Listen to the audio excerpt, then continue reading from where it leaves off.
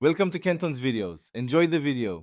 You're starting with the essentials: a signed-in Google account and Drive access. First, create the form by choosing New Right Arrow More Right Arrow Google Forms, then name it. This links responses later. Add your first question, short answer, multiple choice, or checkbox, and mark it required if you must collect that data.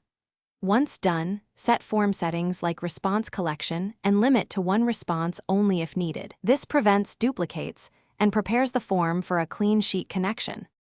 Now connect responses to a sheet so data lands where you can analyze it. Open the Responses tab and click the green Sheets icon. You'll be prompted to create a new spreadsheet or select an existing one.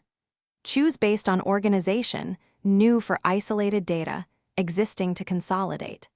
Confirm the link and verify that the sheet shows a timestamp column and a header for each question. Make sure to adjust column widths and add basic formulas or headers for quick calculations and finish by testing the whole flow.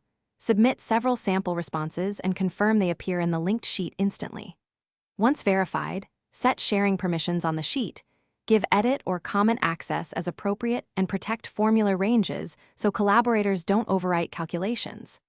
If responses don't show, make sure there are no active filters on the sheet. Check the form's responses right arrow destination to relink if needed, and confirm account permissions. These checks solve most connection problems quickly and reliably. Thanks for watching. Consider subscribing if we helped you.